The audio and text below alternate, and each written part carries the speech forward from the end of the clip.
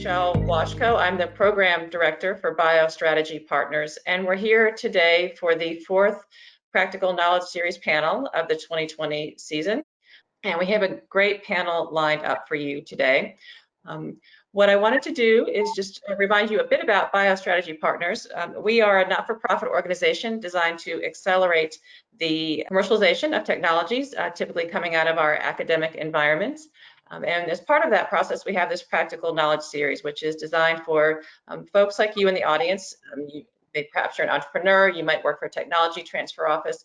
Maybe you're an academician with an eye on spinning on a technology, or perhaps a graduate student interested in industry or startup of your own.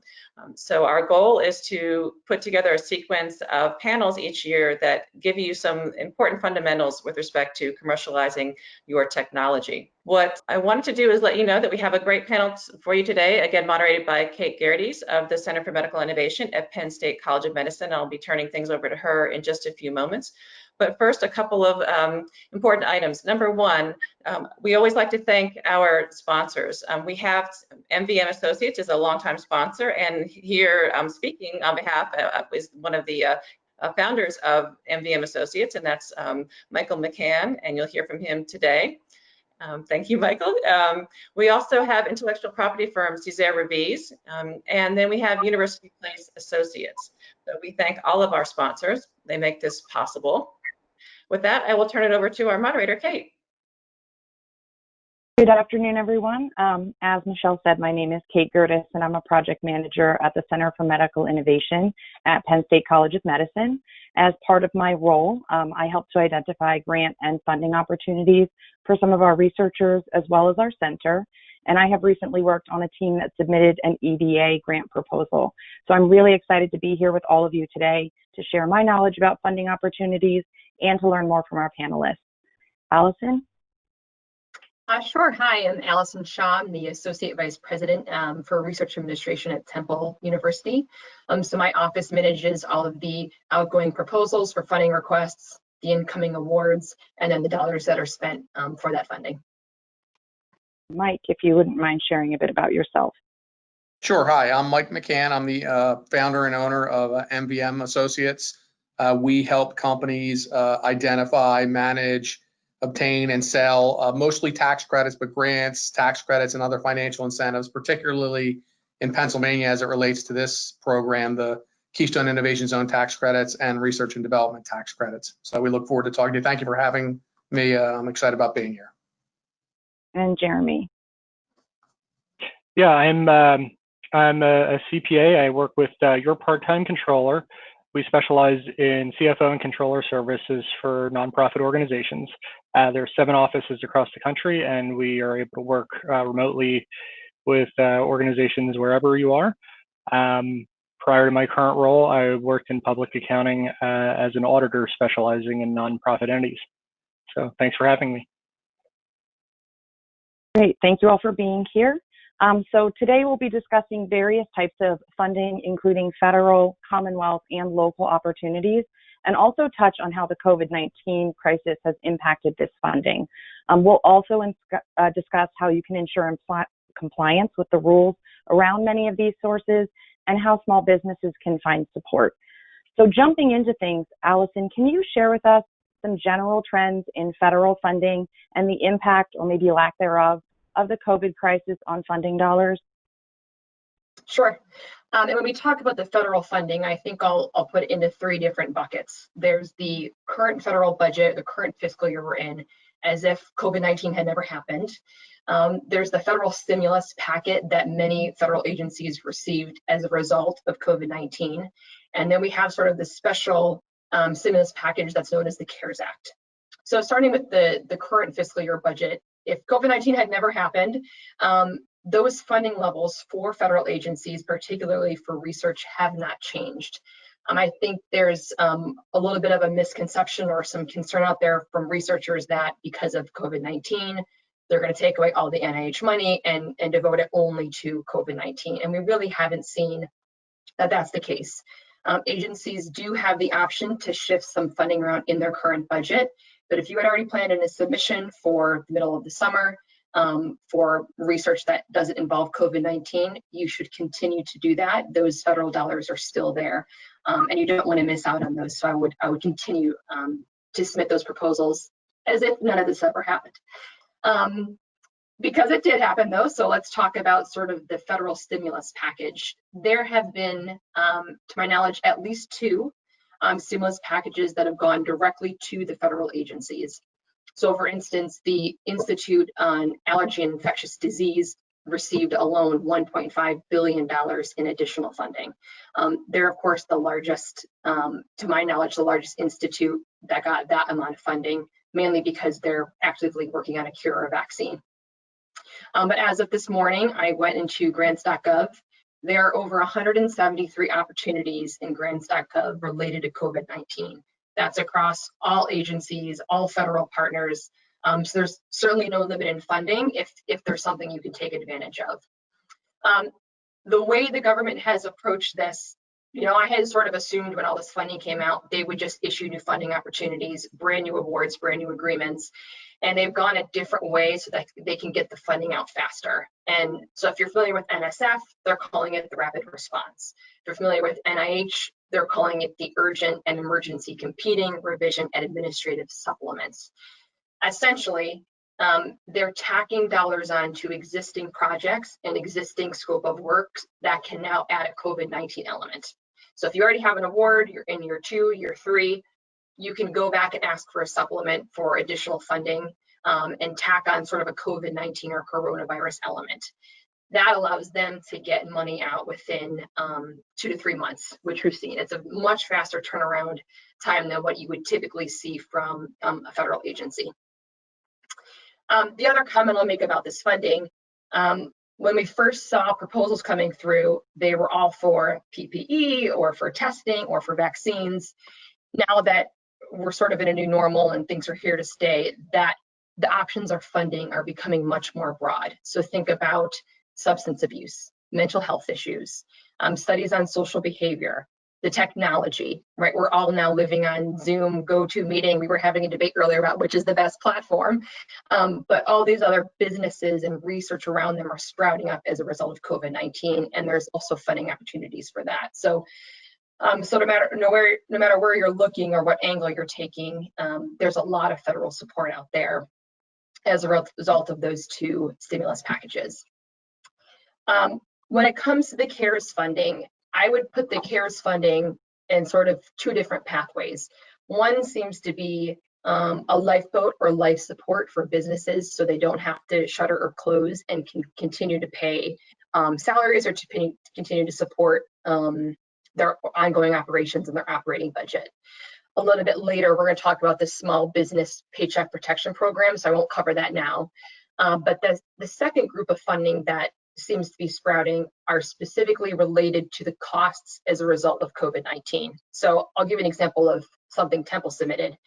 We have a number of offsite clinics where we would typically have a weekly consultation or a monthly consultation.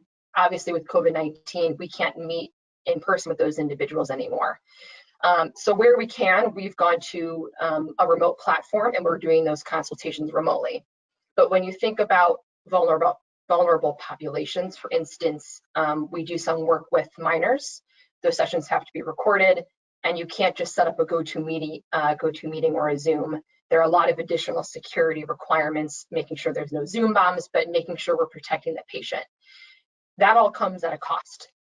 So the cost of that software, the cost of getting that patient an iPad or getting that patient a Wi-Fi connection so that they can interact and be part of that consultation is all being funded by this Federal Communications Commission related to telehealth. So when you think about CARES, you certainly have that lifeline of just general operations, but there are a number of examples related to specific expenditures that I would recommend that you go out and look for. One thing, just to summarize this piece, there is information everywhere and all over the place. I would recommend finding a website that matches either your research or your interests, because many institutions are already compiling this massive list of opportunities. Hanover Research is a very good one that I would recommend. as well as the Council on Government Relations. When you go to their websites, they're just essentially compiling every opportunity that's out there, and it sort of keeps you from having to do that legwork. Excuse me, Allison, may I ask you to repeat the name of that website? I personally missed that. I wonder if some of our audience might have as well. Sure, it's Kogure, C-O-G-R. It's the Council on Government Relations. So the Kogure opportunities are going to be a little bit more focused on federal opportunities. So what Kogure does is it takes representatives like the VPR or AVPs from all of the research institutions. It brings together the federal partners, similar to an FDP, but it's much more focused on the regulations and the requirements, from guidance, what do those changes mean? Foreign influence, what does that mean? But so for right now, their focus is on coronavirus and COVID-19 response. So right when you go to the Kogure website, they have each agency listed. You click on the agency and it's every funding opportunity available. Very comprehensive. Don't recreate the wheel, go there. That's great. That's a great resource to share. I know it's been hard to sort of keep track of all of the different opportunities as they're flowing in and changing so regularly. I also did want to note that for many of these federal grants, there is an increasing emphasis on translational research or commercialization. So we're seeing this in the form of grants from the EDA or even the NIH REACH grant, in which commercialization is a central focus. However, we're also really starting to see it more and more in normal NIH or NIH supplemental grants that require the inclusion of a researcher's commercialization plan for their research as a standard part of the application. So that's just a note to say at Penn State, for example, our researchers can reach out to our center, the Center for Medical Innovation, so that we can help them to draft this language.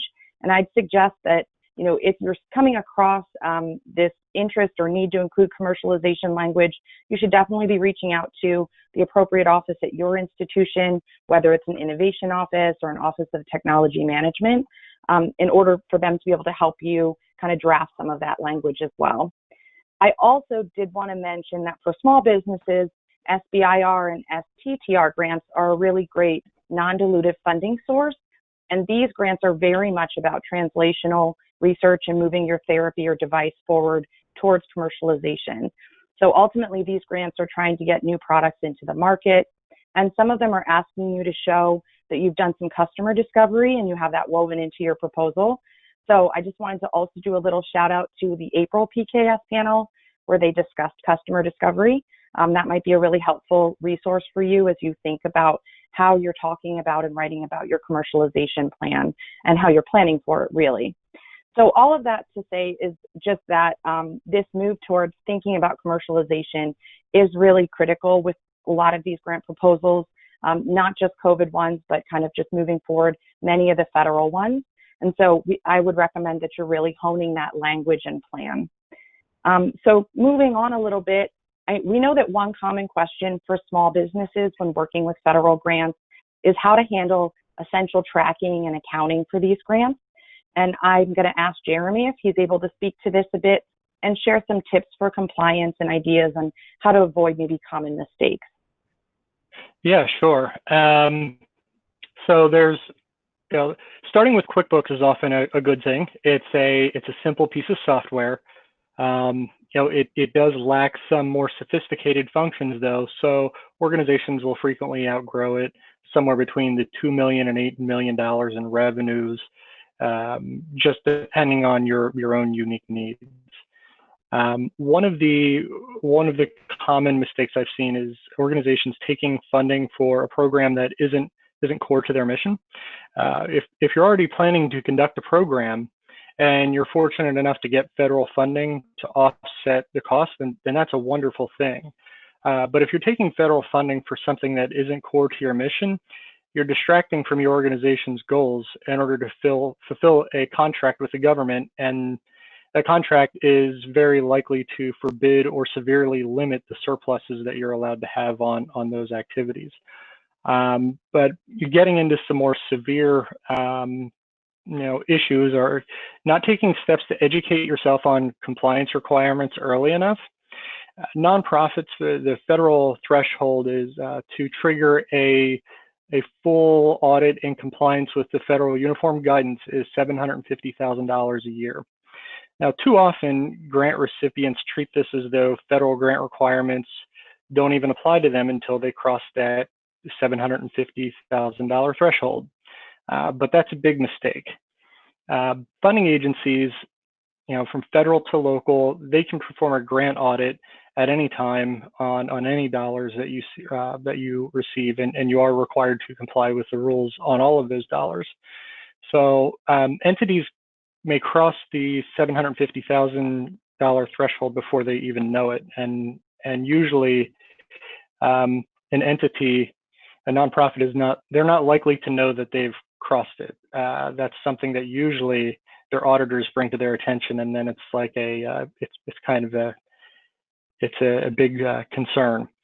And one of the things that makes that more complicated is that that $750,000 threshold is triggered based on the federal funds that are spent, not on the federal funds that are received. So something that can contribute to that problem is failing to adequately investigate the source of non-federal funds that you receive, just to make sure that the funds are indeed not federal. There's a lot of nonprofits that issue grants to other smaller nonprofits. If that small nonprofit is an entity that you run, it's your responsibility to find out what the funding source is and to ensure that you're compliant with all of the applicable regulations.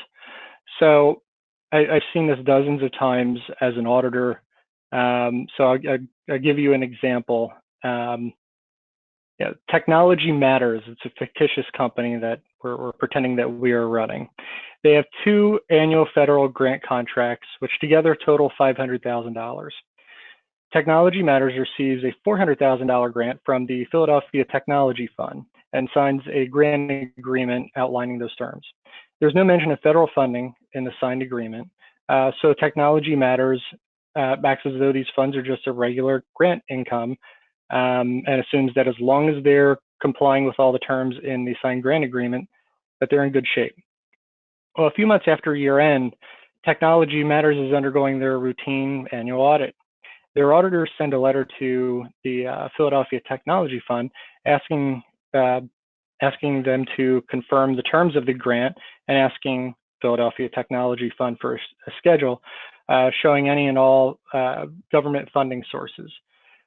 So Philadelphia Technology Fund responds to that request and sends a schedule to the auditor showing that $400,000 originated with the U.S. Department of Labor, which granted the funds to the state of Pennsylvania, who then issued a grant to the city of Philadelphia before the funds finally make their way to the Philadelphia Technology Fund.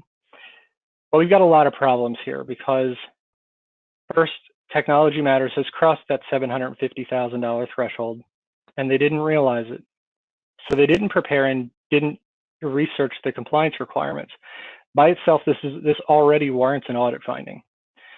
Technology Matters must not only comply with the terms of the grant agreement they sign, but they also need to understand and comply with published guidance from the U.S. Department of Labor, the state of Pennsylvania, and the city of Philadelphia, because those are all entities that got their hands in the money before it arrived to Technology Matters.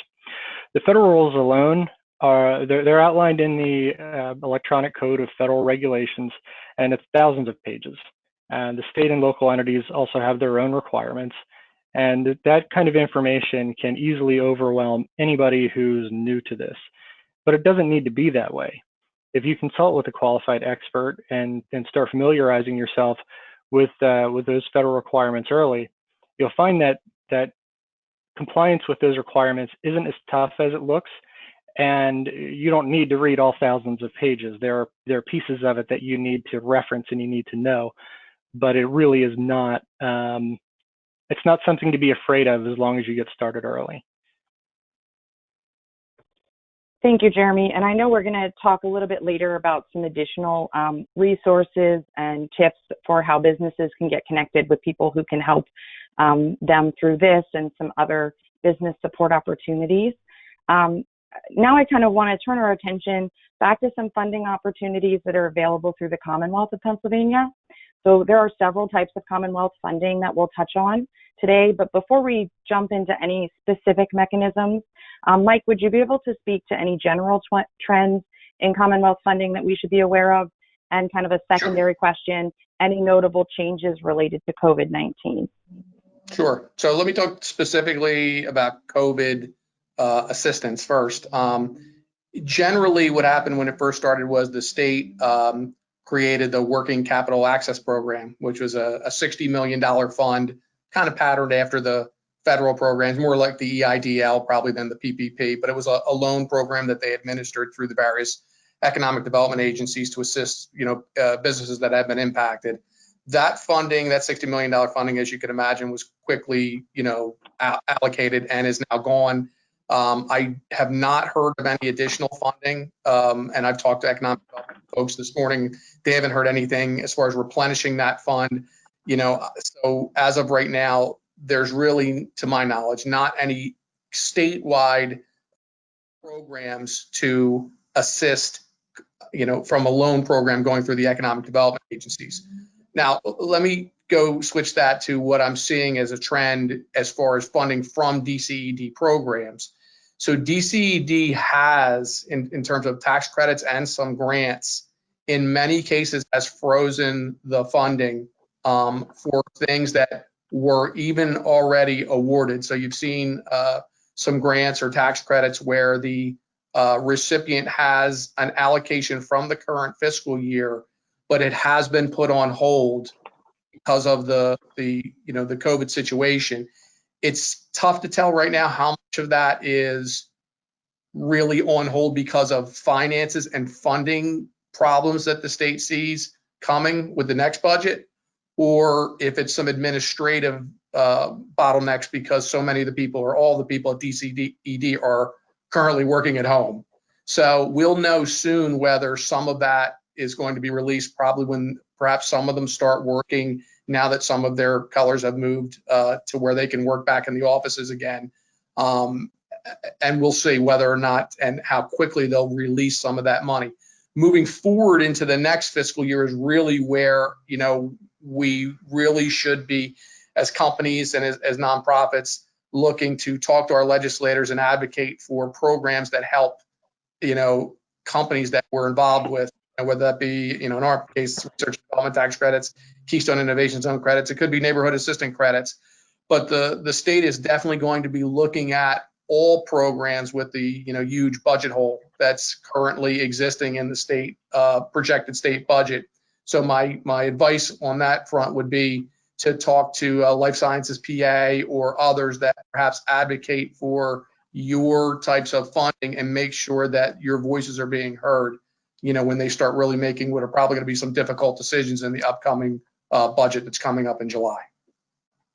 Thanks, Mike. I think that transitions well. I'd like to talk a little bit about cure and tobacco settlement funding, which I'm sure many of you are aware of. But I'm going to see if Alison can provide a bit more information on these mechanisms, and also talk about if she's seen any impact in the funding dollars there now that COVID-19 is in progress. Mm-hmm. So if you're not familiar with CURE, CURE is the Commonwealth Universal Research Enhancement Program. That's the CURE. It started in 2001 as a result of the tobacco settlement, as Kate mentioned. And these funds are meant to focus on funding for clinical and health services, as well as biomedical research, with the intent to improve health status and access to health care for Pennsylvanians. So there's actually two different funding mechanisms for PA CURE. They call it the formula funding and the non-formula funding. Formula funding is, as it sounds, a formula. So based on the number of NIH dollars a research institution in Pennsylvania receives, that informs the number of dollars that you get as a result of the tobacco settlement.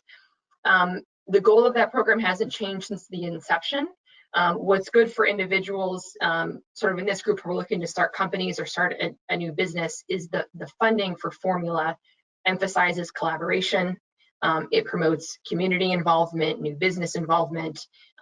There's an emphasis on supporting new investigators, new discoveries, new technologies, new products. So if you have something that fits that mold, you wouldn't necessarily apply to this to Department of Health directly. For formula funds, you would work directly with your institution to get a piece of that annual allocation. The second piece is that the non-formula funding, this is a competitive renewal or a competitive project, just like you would see for any other state or funding, state or federal funding. And unlike the formula, the priority changes every single year based on what's happening, based on the sort of the nature of what's happening in Pennsylvania. So a few years ago, it was all about traumatic brain injury. And what does that mean for students? What does that mean for kids? What does it mean for sports? In 2019, the focus changed to collaborative research on the opioid abuse and the opioid crisis, or the overdose crisis. This year, the focus is on Alzheimer's disease. Next year, I think it's anyone's guess. Could it be COVID related? It very well could be. They may also decide there's so much funding coronavirus, they're going to go down a different path. But you can, as Mike was saying, you can be involved in the process of picking the next focus. So there's a place on the website where you can submit your topic, or you can submit the area of health research that you think is in most need. In terms of the dollars, I don't see these dollars changing significantly, since it is a predetermined legislation. I believe it's called Act 77, and I don't see that changing going forward, as it's a separate pot of money versus just the overall state allocation. Great, thank you. That's, I'm sure, good to hear. So transitioning to some other Commonwealth opportunities for small businesses, Mike, would you be able to tell us about incentives or tax credits that are available for small business?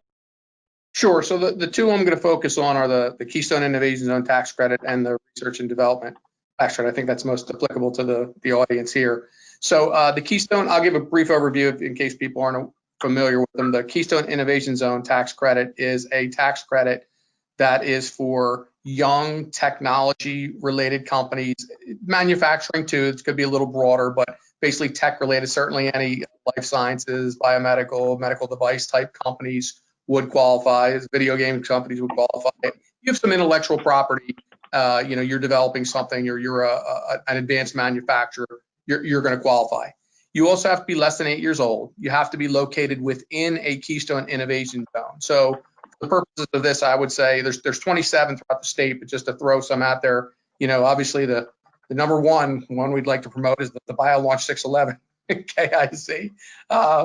BioStrategy Partners is the KIC coordinator for that organization, and that is everything in Philadelphia, essentially that's north of Girard Avenue, and everything in Bucks and Montgomery County that is east of Route 202. So it's a giant parcel. So if you're located there, University City, which runs from University City all the way down to Old City and goes up a little bit, the Navy Yard, the Chester County has several sites, the Bucks County Biotech Center.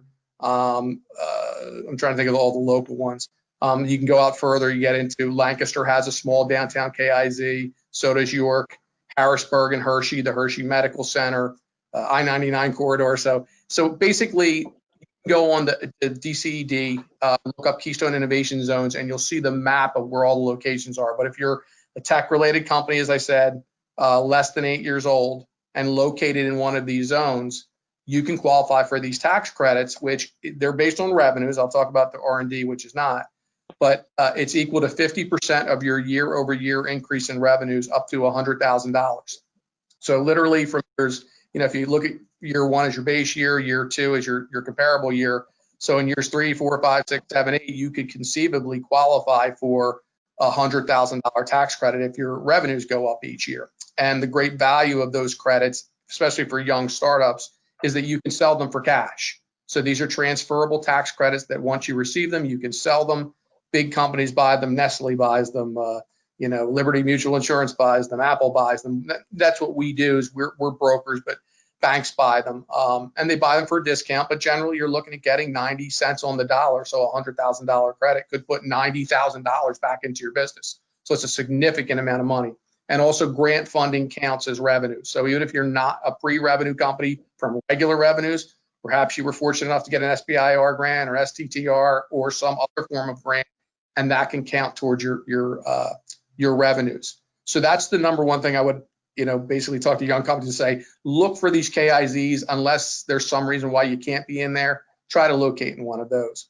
The second program, which is the research and development tax credit. So the research and development tax credit is essentially, it's a Pennsylvania program, but it really pairs with the federal research and development. So I'm not going to get into too many details, but research and development tax credits are exactly what you'd think. They're for creating and developing new innovative or new products or innovative products and processes. And if you can qualify for the credits at the federal and you're performing them within Pennsylvania, you can qualify for a Pennsylvania research and development tax credit. And like the KIZ credit, that tax credit is a sellable credit. You can sell it for cash. So that's the value of it. Unlike the KIZ credit, which is based on revenues, the R&D is based on your expenditure. So when you're young, you're a startup, you're investing money into inventing this next medical device or the next protein or whatever it may be, the money that you're spending in salaries, in supplies and equipment directly related to the research or third-party contracting, as long as that's in Pennsylvania, would qualify for this Pennsylvania credit. It's essentially it's 20% of the increase from one year to the next. It's a little more complicated than that, but I won't get into those details. And lastly, I want to talk about the federal credit. So the federal credit is not only important because it's those expenditures that allow you to qualify for the state credit, it's also important because they changed the research and development tax credit, the federal one, several years ago, to allow for what they call qualified small businesses to utilize that tax credit. So it's not just for your tax liability. If you're a young company, you don't have one, you can actually use those credits to offset the Social Security taxes that the business pays up to $250,000. And a qualified small business would be anyone that has $5 million or less in revenues in the current year and has had $0 in revenues in any of the previous 5 years. So it's a very valuable program, both at the federal and state level. And my recommendation would just be, if you're not already taking advantage of it, to make sure you talk to your accountant and say, hey, are you familiar with this? How do we track the expenditures? How do we qualify the expenditures? How do I know what is and track it? Because that's the most important thing in qualifying for it, is that you're understanding what's eligible, documenting it, and making sure that you have all the documented in case if there's ever an audit on those. So that's, I think, as much as I should cover for now, and I can take some questions later. I did have a question. So say you're a young company without a lot of experience with these tax programs, and maybe your accountant doesn't have a ton of experience. Who could young companies turn to? Are there programs out there or organizations that can help them to understand this better? Sure. I mean, we do it. Certainly you could contact us. We do the Keystone Innovation Zone credit. We do all of the work related to it. We only sell the R&D credits, but we have partners who are very qualified in helping young companies determine what the qualified research expenditures are. And essentially what I would say is, talk to your accountant or your tax advisor, and if they're not comfortable, they don't know it, ask them. Say, hey, do you guys work with, or do you know any specialty tax advisors who deal specifically with research and development? So that's on the R&D side. On the KIZ side, the most important thing that anyone can do is get in touch with the Keystone Innovation Zone coordinator for that Keystone Innovation Zone. So if you're in the BioLaunch 611 KIZ, you would contact Kate. Correct, Kate? I think they might contact Erica Swift. Erica Swift, who's a colleague. And then each KIZ has its own coordinator. So you definitely want to contact that coordinator. You could always get in touch with DCED as well to look at the website and talk to their people there who would advise you back to the KIZ coordinator. And lastly, I guess I should cover this. It is important, if you're young and you haven't started taking advantage of these soon, that you do start it early, because there's things you want to do early on to make sure you're tracking, so that once you do qualify, you don't find out, oh, I should have been doing that in year one and perhaps miss a year of eligibility. So talk to your tax advisor. If they don't know, say, hey, do you know a specialty tax advisor for the KIZs? Go to the KIZ coordinator or to DCED. Thank you, Mike. So moving on a little bit with all of these federal and state opportunities out there, sometimes local opportunities can be overlooked, and the COVID crisis has led to some additional funding at the local level. So Alison is kind enough to share some of that information with us. There are a couple of local opportunities. The PHL COVID-19 fund, that's really for businesses or community-based organizations who are acting like as a safety net for local communities, so food banks, partners, hygiene services, anything along those lines, or anything related to COVID-19 would be an option. The Philadelphia COVID-19 Small Business Relief Fund, they were offering grants or small interest loans. This one, similar to others, not necessarily local, but what we're seeing in the non-federal space is that the funding is there, the demand is greater than the funding, and once the funding is gone, there aren't other opportunities to replace that funding. So if you're familiar with the FAST grants that from Emergent Ventures that went out a few weeks ago, or the Facebook business that gave away $100 million, they spent $100 million in 2 weeks. So opportunities like this, and I mention this because I believe the Small Business Relief Fund may be depleted by now. I would continue to check back if this is something you're interested in, but when you see these smaller organizations pop up with funding and you think it applies to you, I would try to submit an application as soon as you can before the funding is depleted. The last one I'll talk about, full disclosure, this is a Temple opportunity, but we have an Institute for Business and Information Technology. It's actually part of our Small Business Development Center funded by the SBA, but they offer free services for small businesses who are trying to figure out, how do I go remote? How do I go online? How do I have a digital presence or digital services? So if you have that need, they help you walk through what's the, do an assessment of the need, what are the opportunities, what are the funding, and then how do you implement and train on those services. Great, thank you. So switching gears a little bit, I know we've talked a bit about how startups and revenue companies can find support and the importance of accounting and tracking, but I was hoping Jeremy could share any advice he has for young companies on how they can go about finding that accounting support.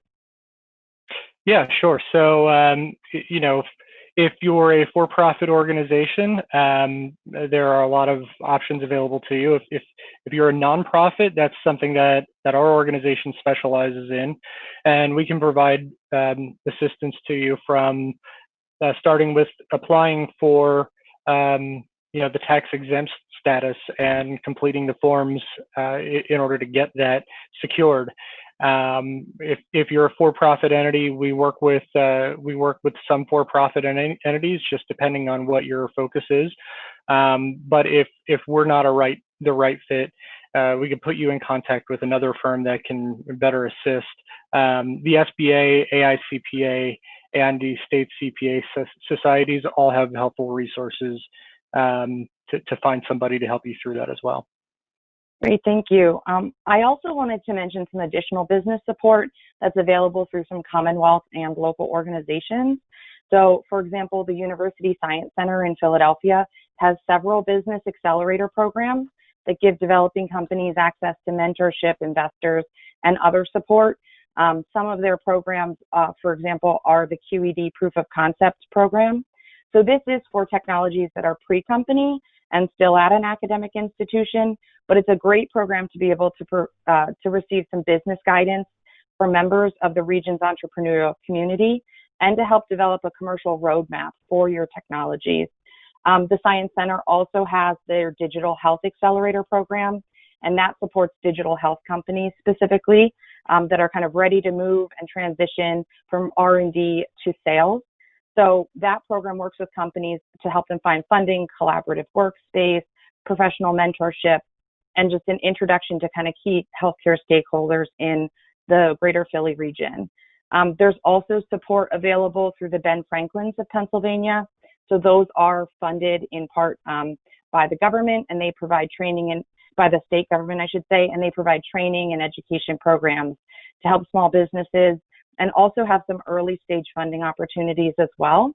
I will mention that the Ben Franklin Southeast has an EDA grant to fund their Prima initiative.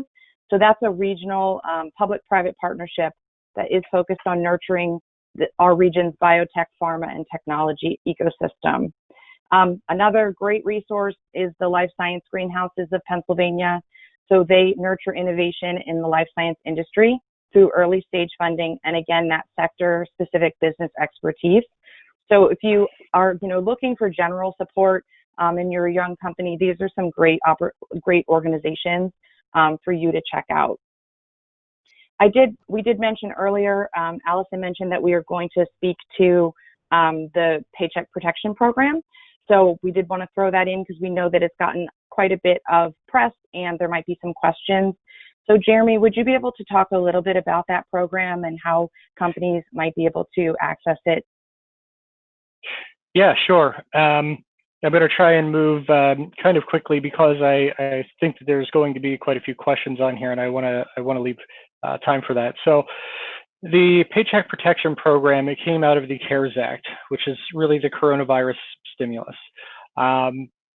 There's $2 trillion in there, and the purpose of the PPP loans, as we're calling them, the main objective is to keep people employed. There's $377 billion that was originally allocated to the program. That first tranche of funding ran out. However, it has been recapitalized, and there is funding still currently available as of today. So this is a loan. The loan is forgivable provided that you meet certain terms. The borrowing limit, there's 2.5 times your average monthly payroll, or $10 million, whatever is less. You can use the loan for payroll costs, mortgage, rent, utilities, and interest on debt. The measurement or the coverage period is from February 15th through 6/30, and like I said, it is forgivable, and that the amount that's forgivable, it can be the whole loan balance that you take out, or it could be part of the balance. You would need to apply for these loans through a bank, through an SBA approved lender, and if you're interested in doing that, probably the best, I hate to plug my own firm too much, but we've got on our firm's website, yptc.com, there's an orange banner at the top that has a load of resources, and there's links to a lot of other useful pieces of information. The SBA has a listing of approved lenders who are facilitating PPP loans. So that's probably going to be valuable to you. They are first come, first serve. So as soon as this next tranche runs out, I'm not sure if they're going to be recapitalizing that or not. Not all of the rules have been finalized. So, are PPP loan disbursements subject to the uniform guidance? We don't really know. The hope is that they are not, but we're waiting for the Office of Management and Budget to issue guidance on that, and that's not going to happen until fall of 2020 at the earliest. So we won't have the information before a decision needs to be made. You need to make a decision now, and then cross your fingers and hope for things to go your way, whichever that way might be. Last time there were similar loans was in the ERA program after the 2008 financial crisis. Those loans were subject to uniform guidance. However, that was a smaller program with fewer eligible recipients. So I don't know that really translates. There's also disagreement on the period of measurement for loan forgiveness. Guidance from the Treasury and the SBA interprets the 8-week period for measuring forgiveness starting with the date the loan was dispersed to the borrower. However, that doesn't really help you if you are operating a manufacturing facility that has been shut down by virtue of a local or a state law, asking for shelter-in-place orders. So the AICPA sent a letter to the Treasury and SBA asking them to set that origination date as the date that your state's shelter-in-place order was lifted. I haven't heard any response from that, but hopefully that's a change that gets made. Okay, thank you. So, yep, I think it's time now to take some questions from the audience. So we have a couple. The first one might be best for Mike, perhaps. And the question is, how does Pennsylvania and its tax incentives compare with neighboring states? Sure. So I'll talk about New Jersey, maybe because that's the one I'm the most familiar with, and I think probably has, as far as small young businesses go, probably another good program. So Pennsylvania, as I've explained, has kind of tried to incentivize and help its young companies through in this these programs are transferable tax credits, as I explained. In New Jersey went out a different way. They actually started at first. They allow you to sell not only your research and development tax credits, but your net operating losses. So it's if you're a company that is generating a significant amount of net operating losses, and you're about to start a company, you may want to consider looking at New Jersey because that, as far as incentive money goes, that may end up being more beneficial to you. Their rules are stricter. You do have to have a patent if you're in New Jersey. You don't have to have one in Pennsylvania. There's employment requirements, not just business owner requirements, but actual employment requirements for that program as well. So I think it would just depend. I think Pennsylvania, New Jersey have very good programs for young startup businesses like this. So that's what I would compare it to. Delaware doesn't have much of any. They're just low tax state. So that's what I would say.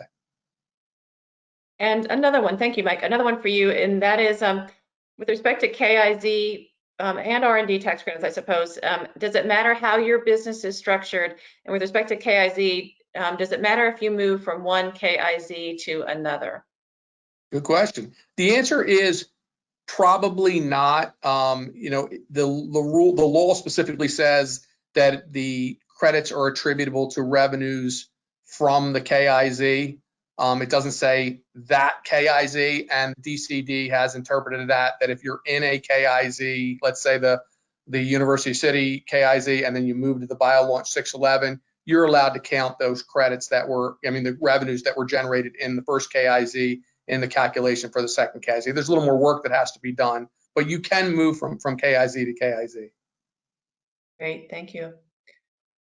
This one is for Alison, and I'll preface this by saying, I'll add here that I know it varies from technology transfer office one to another, but can you talk about how a researcher should be interacting with the technology transfer office, particularly as it relates to some of these opportunities you described today? Well, and we actually have our tech transfer office on. I think I see a few people. So if you guys want to chime in, I would certainly do so. So earlier the better. You shouldn't be anything university related should be going through the tech transfer office as well as the central sponsored projects office. So if there's funding available in addition to that licensing or any of those arrangements, you're probably working with multiple offices. Temple would say, I'm sure as every university would say, is, we can figure out where it all goes, but at least get it to a central office so we'll get the right people on the right agreement. But in general, faculty shouldn't be going at it alone and should be routing any IP, license, royalty, patents through the tech commercialization office. I don't know if you guys want to add anything. Well, it's Todd here.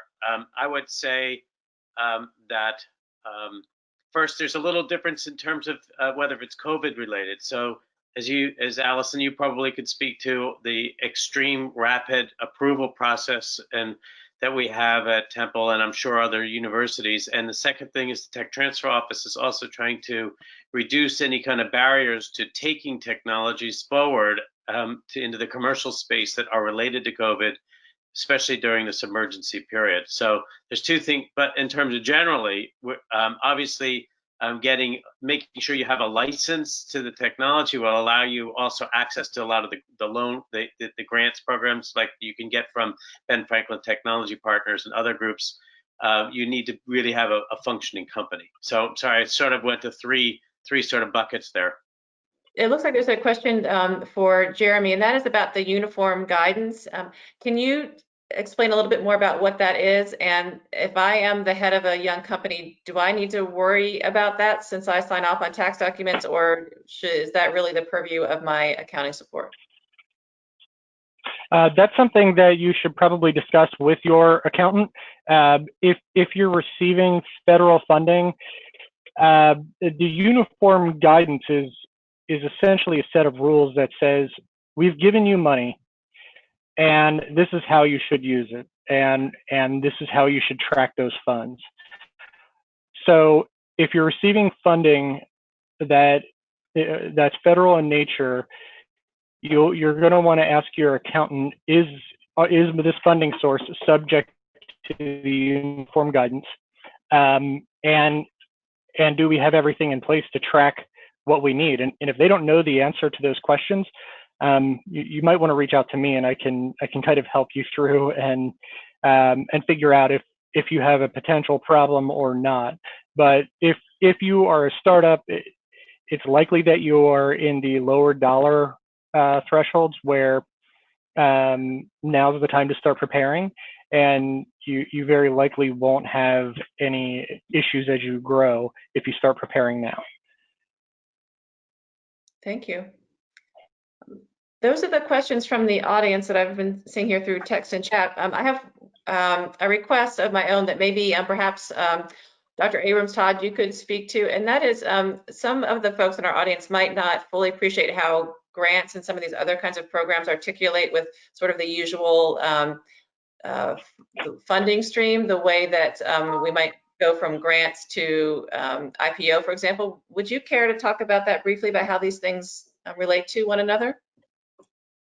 Great. So when you say IPO, you're talking about initial public offering. It's a long distance from what we see at Temple. So although we have two of our companies that have gone through initial public offering. Yeah, so we really focus our conversations on the initial stages, getting this kids tax credits, trying to get an SBIR grant that'll allow you to count some income, looking at the delta between year 1, 2, and 3 in terms of your R&D expenditure, so you can again take advantage of the programs that Mike was talking about, and but ultimately, that has to go through a whole series of regulatory processes and things to get to the point where you could potentially qualify. So I'm not sure I answered your question about the IPO component. I'm sorry, I'm thinking more about how we move from grant funding, how grant funding articulates, for example, with angel funding or friends and family money and VC money. Oh, sure. Thank you. I appreciate it. Yeah. So we try and talk to our companies about leveraging these non-dilutive funding, which grants don't take equity and typically, and to try to use it to get match money from angels. That's often required to meet all the goals of particularly in the phase 1, which are pretty limited in terms of funding.